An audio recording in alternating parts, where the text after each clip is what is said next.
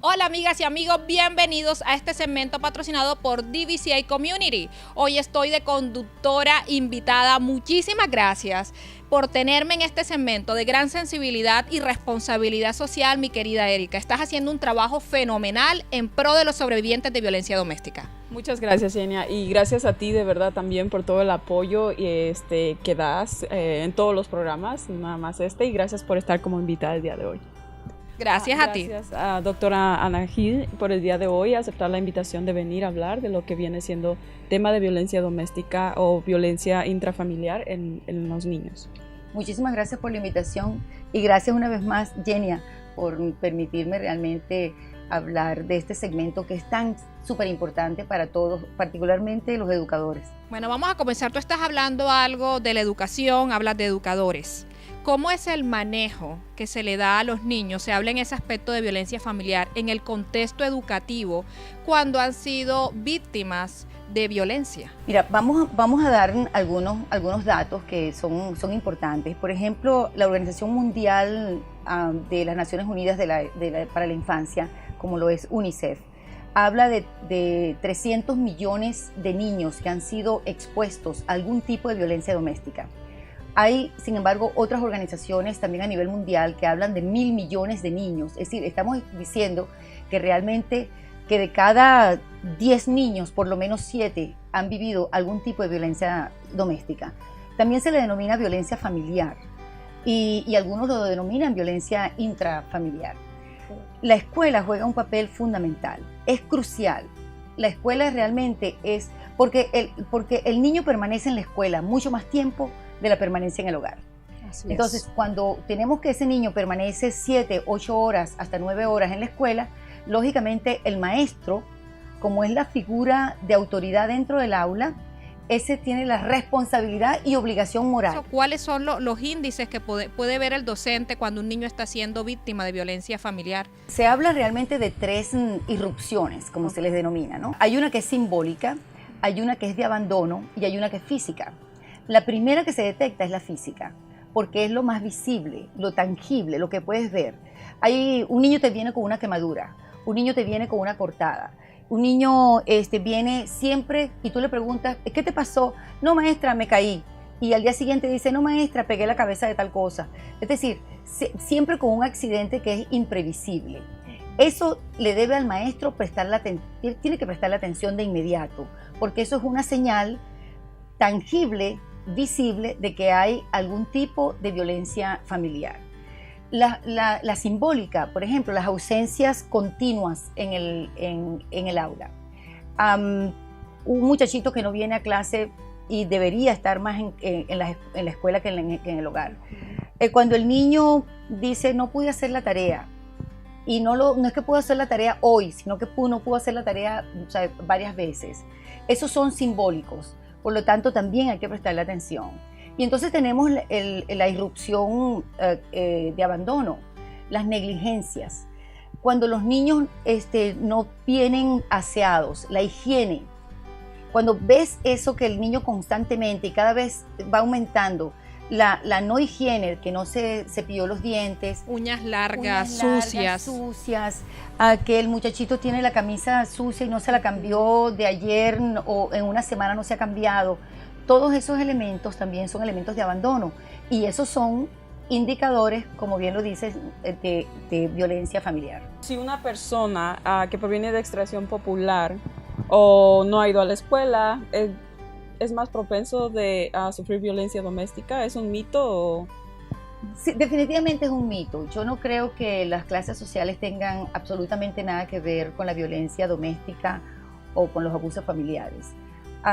Hay familias de clases sociales muy pobres y son absolutamente felices, tienen una buena armonía, buena disciplina dentro del hogar, hay una correspondencia entre padres e hijos armónica. Mientras que tenemos niños que vienen de una clase social muy alta y allí, detrás de las puertas puede ocurrir cualquier cosa. Lo único es que como son personas que son más expuestas al público y son más conocidas, lógicamente se va a hablar menos, pero ocurre a todos los niveles. Entonces, la violencia doméstica, la violencia familiar o intrafamiliar ocurre a cualquier nivel y no depende de la educación. Todo lo contrario, se supone que mientras el individuo está más educado, debería haber una propensión menor a la violencia familiar. Hay una cuestión y tú la hablabas y me parece interesante, ya para concluir con el segmento, y es que las personas le temen al escarnio público. Entre más la clase es más alta, le teme al escarnio público, al qué dirán, sobre todo porque son sociedades clasistas muy cerradas, especialmente fuera de los Estados Unidos el clasismo es muy marcado. Ahora vamos a hablar de soluciones. A mí siempre me gusta terminar con soluciones. ¿Qué soluciones plantea la escuela en el manejo de estas irrupciones que tú anteriormente hablaste? Mira, todos los distritos escolares en Estados Unidos, particularmente en el estado de Illinois, todos los distritos escolares existen códigos, existen manuales donde hay procedimientos que se han establecido de cómo hacer la denuncia. El maestro es el primero en detectar. El maestro lleva la denuncia de la detección de lo que está ocurriendo al director de la escuela y el director de la escuela entonces hace un llamado a una agencia externa que está afiliada al Estado. Ese es el procedimiento normal. Ahora, pero también no nos debemos olvidar de que también hay padres que han vivido en ese ciclo de violencia por mucho tiempo y ya también conocen de ese proceso. Y al conocer ese proceso, entonces el niño ha sido ya coaccionado. Se le ha dicho, si tú hablas, acuérdate, te van a llevar, me van a llevar a mí también, no vas a tener más familia. Entonces el muchachito se retrae y no da ningún tipo de información. Pero todos esos procedimientos legales están establecidos. Y por último, doctora, ¿nos puede decir un poquito más para nuestros amigos que nos están viendo ahorita? ¿Nos puede decir un poquito más de su historial? Como sobreviviente también. Sí, bueno, como hablábamos, hay diferentes tipos de abusos. El abuso emocional, el abuso psicológico, el abuso verbal, el abuso físico. El abuso físico y el verbal son los más tangibles, ¿no? Y indudablemente en mi vida familiar, en algún momento dentro de mi relación con mi esposo o mi ex esposo, hubo mucho de la violencia verbal y la violencia verbal te lleva a la violencia psicológica. Pero por eso es que digo que la educación es tan fundamental, porque uno tiene que saber distinguir cuando está siendo abusado y saber ponerle y saber prestarle atención cuáles son las soluciones que tienes, porque siempre buscar ayuda es muy importante y la ayuda te la va a prestar.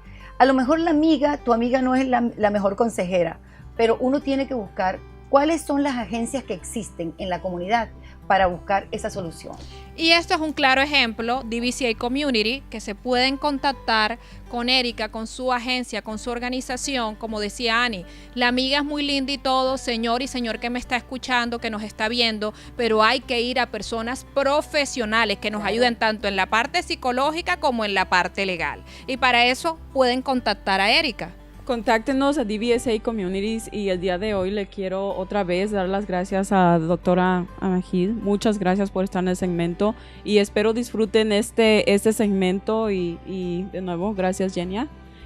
Hasta la próxima, amiga. Gracias, Ana, y recuerden seguir también a Erika en todas sus redes sociales, DVCA Community. Si usted necesita ayuda, no duden en contactarla. Ella es excelente y yo sé que le va a ayudar.